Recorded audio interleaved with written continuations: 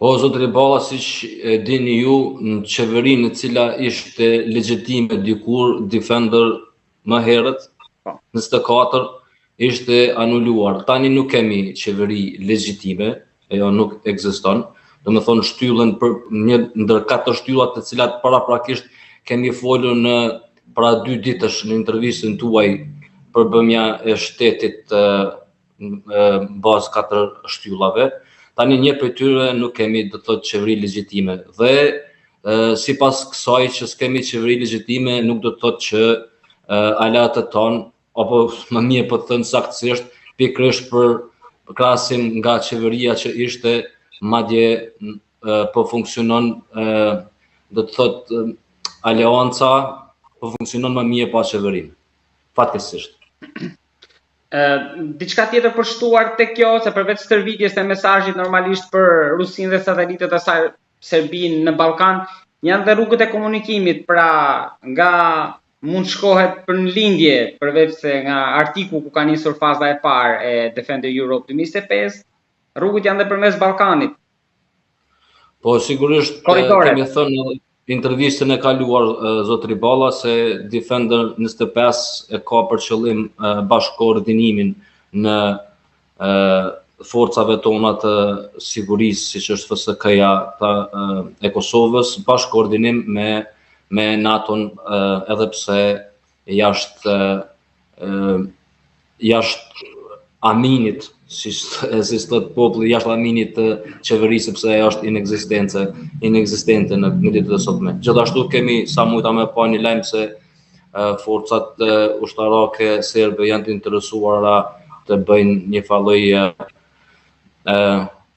kërcënimi karshi Kosovës. Dhe për temi te kjo do ta vazhdojmë fillimt edhe tek maqedonci, besoj do dini, tek ministri.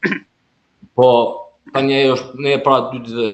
Po ne diskutuam edhe në bisedën e fundit këtë. Zotëri Balla, ne jemi do të thotë para kohës.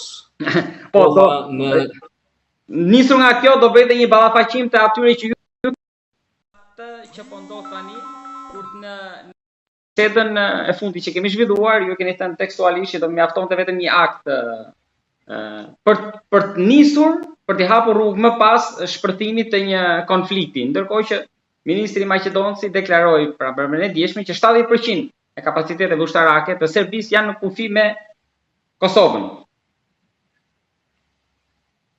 Po, atë kemi thënë, edhe ne e dim, zotëri Balla, sepse në ushtri kur je para kohës do të thotë je në kohë. Kur je në kohë je vonë, kur je vonë s'ke qenë aty fare.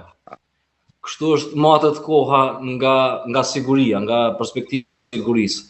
Dhe andej me intervistët tuaja zotëri Balla, unë i ftoj gjithë të tjerët të cilët na përcjellin, ata që janë profesionistë, të vinë dhe të ballafaqohen, qoftë edhe nëse unë kam gabuar gjatë shumë intervistave që i kemi pas bashkë. Kjo është do të thotë një challenge e hapur për të gjithë profesionistët e sigurisë, që të vinë dhe të përballen dhe të thojnë diçka në intervistat që unë kam thënë edhe nuk është dalë më vonë. Saktësisht kam thënë edhe atë, tani aktet terroriste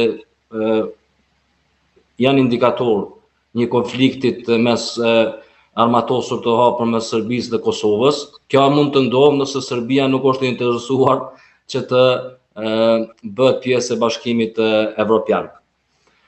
Dhe këto kërcënime e shohim tani sigurisht gjithashtu shfrytëzohen që Serbia të arrijë qëllimet e saj në antarësimin evropian, edhe nëse nuk është kundër për të antarësuar. Një ndër qëllimet kryesore të Serbisë në antarësimin evropian është që të ngrit interesin dhe influencën ruse brenda Evropës. Tani ne kemi thënë se nëse ndodh një konflikt i armatosur mes 2 shteteve këtu tek ne,